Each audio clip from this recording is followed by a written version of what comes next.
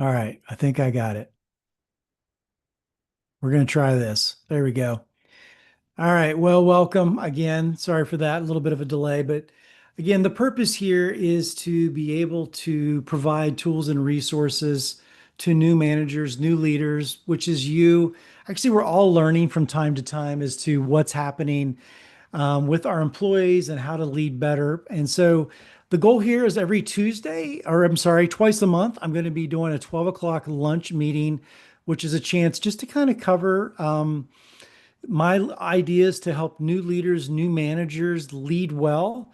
On Thursdays will be more seasoned leaders. You can get on either one or both if you want to. So the idea here is to have a teaching point, as you can see, a discussion or an AMA, and then have a takeaway or a challenge. And so, again, one of the questions always to ask yourself, I'd encourage this on a weekly basis, is what's one leadership win or challenge this past week? You should be asking, I should be asking this question on a regular basis, no matter how long I've been a manager. What's one leadership win that I've had this past week? We want to think about what's gone well, and then what's a leadership challenge. And then we want to process both of those. If you were on the call with me, and hopefully we'll have more people on the call in the future, I'd love to hear people share what's a win. Why is it considered a win? How are you measuring that? And how will you continue that going forward? And then what's a challenge you're facing? And why is it a challenge? And what are you going to do to move forward in that challenge? So those are two questions. I have it in one question here, but those are two things that I'd encourage you, especially as a new manager, to be asking every Monday or Tuesday or every Friday for the past week is what is a win and what's a challenge, and then process that. I'm available here on these AMAs to process with you, so that's something we can cover going forward. But again, we just want to be able to take some time throughout the week. We'll do this twice a month to be able to process. So that's the question we're always going to start with, and we'll spend some time letting people process. And then we're going to have a topic to talk about. And today's topic is your first one-on-ones, build trust from day one, which, we always want to build trust as a leader from day one. And I think we assume we're building trust or we assume there's trust, but the challenge is there isn't always trust. We have to build it. And you don't always have to earn it. What is that? There's a phrase, you have to earn trust before it's provided. That's not always true. There is some level of trust given, but if you really want to build trust, you really do have to be intentional. And one way to do that, intentional, is in 3 points we're going to cover today. And it's way about talking about one-on-ones together. You can build trust as a group, which is encouraged. You want to be able to talk to people and build trust as a group. But the other part is you really want to build trust one-on-one. That is really where you're going to dive in, make connections, and really be able to share who you are, understand where they're coming from, and be able to speak truth into the situation. So, three key points. One-on-ones are about building connection and trust, not just tracking work.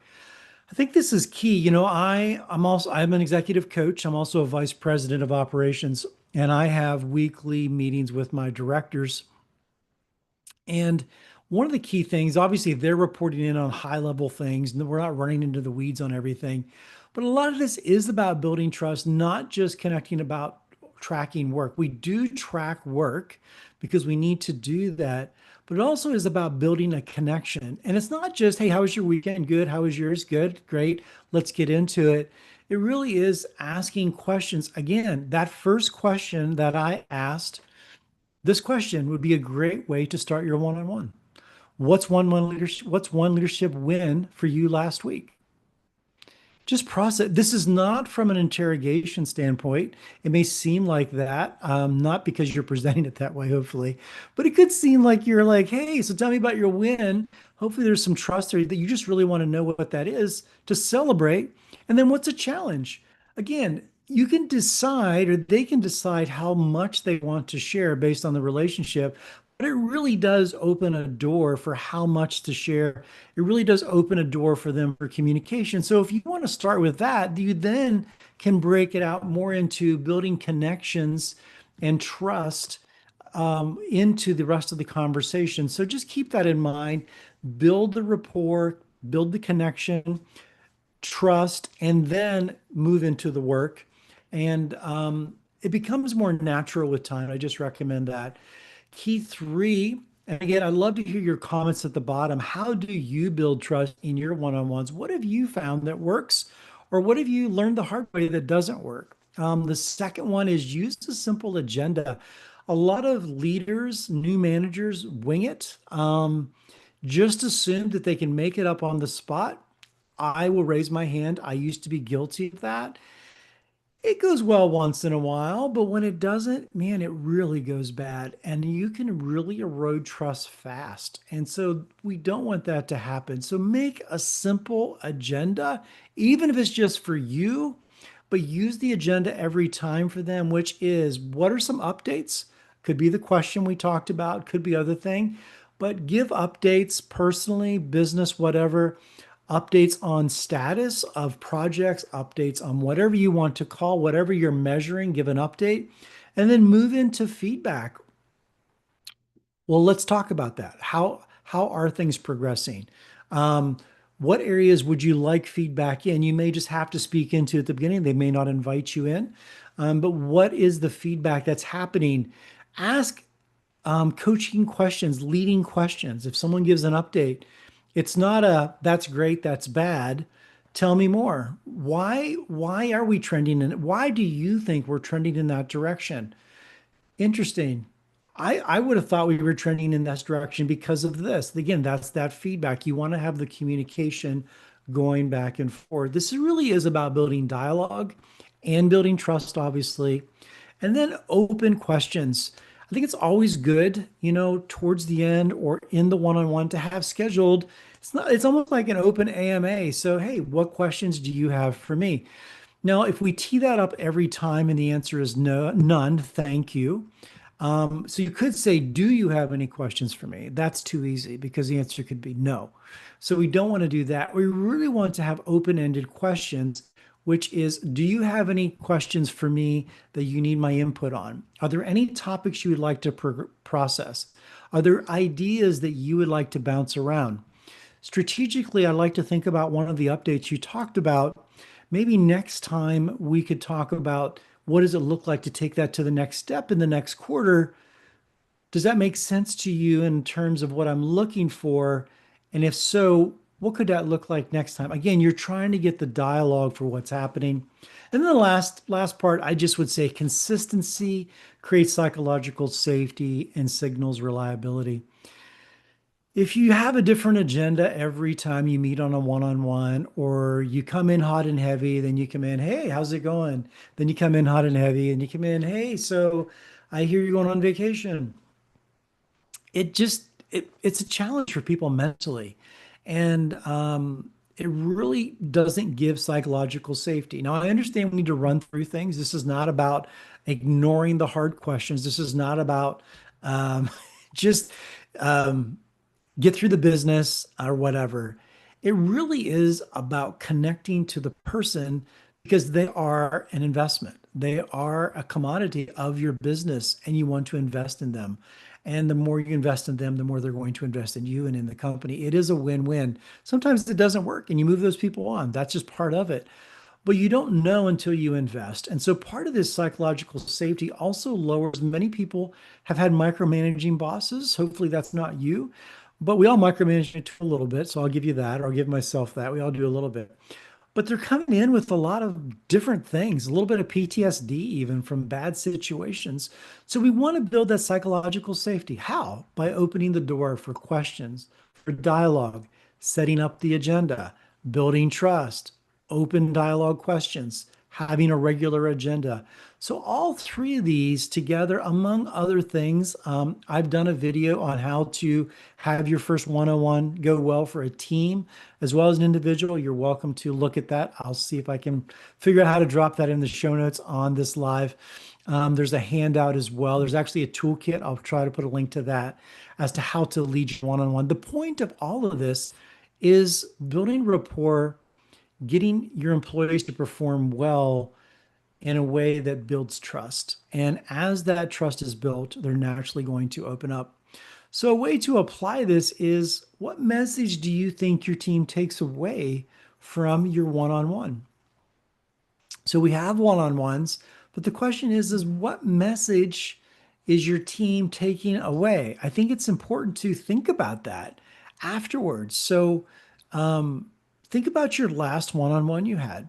What was your desired outcome? You should have that going into it.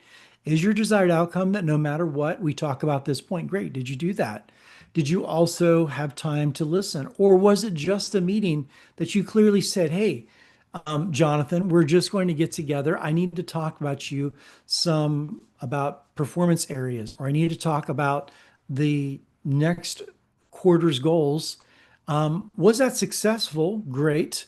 But if it was, follow that agenda we just talked about. If it was about update, feedback, and development, what did that actually happen? And if so, what was the takeaway? Did they felt heard? Now, you're not going to know that after that meeting, but it's a question to evaluate. Why? Because the next time when you have the meeting, you can actually follow up. Hey, thanks for having that meeting when we were able to talk about these things. How did you feel it went? Did you feel it was so again, it's that dialogue. So how do you feel it went? You can't read people's minds, but again, what message? And then here, how can you balance listening with providing guidance to those connect conversations?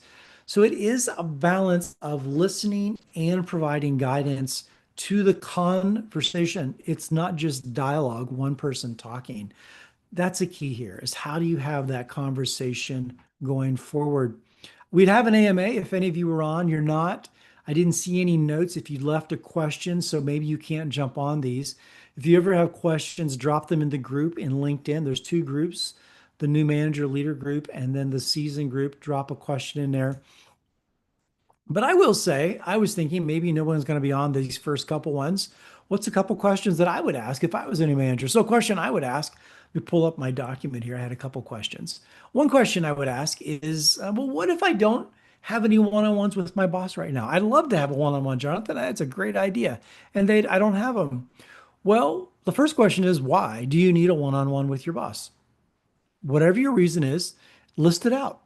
That's part of the reason is you want to list out the reason for the one-on-one. It's going to help you set up the conversation for the one-on-one. So let's say you have a list of reasons that you want to meet with your boss for a one-on-one, and it isn't happening right now. Instead, they're just giving you information. And one of the reasons you like to have a one-on-one is you like to have more dialogue, not necessarily input into what's going on. You understand that may not happen, maybe it will, but you want to have more dialogue. You just want to understand and process a little bit better. So maybe one option is to pose a question, something along the lines of, I would value having a one-on-one with you in order to, and you fill in the blank. So you need to fill in the blank with maybe, I would value having a one-on-one with you in order to have more clarity, or I want to grow more, or I want to learn more in terms of depth in this role. Whatever it is, you want to have a reason that will connect to them. In other words, it's something that will logically make sense to them. I would love to have a one-on-one with you because I would love to spend more time with you. Not going to happen. So have a reason.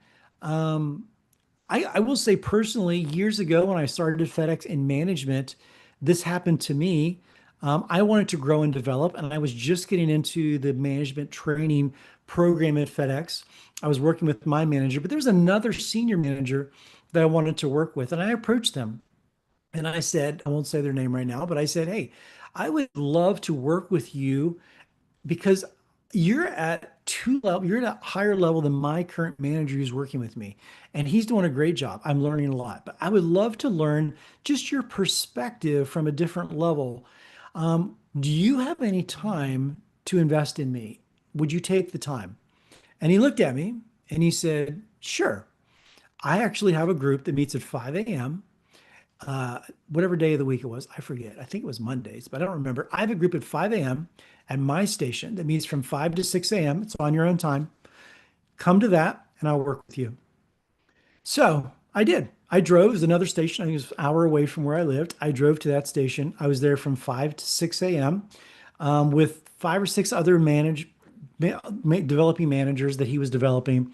I did that for 6, 7 months, and then I got into management myself. But it was huge. He was willing to do it. He actually was already doing it, but I was able to speak in. So my point is, for a one-on-one for you, obviously you may not be joining a group. You want to do a one-on-one, but you got to give a reason that connects to the why, that connects to why would they do it. Another question you might ask is, well, how do I start having one-on-ones with my employees without it seeming like something's wrong? I mean, let's admit it, if you're not having one-on-ones and then you all of a sudden walk up to your employee and say, "Hey, Jonathan, so tomorrow I want to start having a one-on-one with you. And here's the agenda. We're going to cover these things. 8 a.m. I look forward to seeing you. Have a great day." They're going to go negative. I would go probably negative. I mean, I maybe not completely, but I would be a little concerned, like, what's going on here? Why is there this interest in this meeting?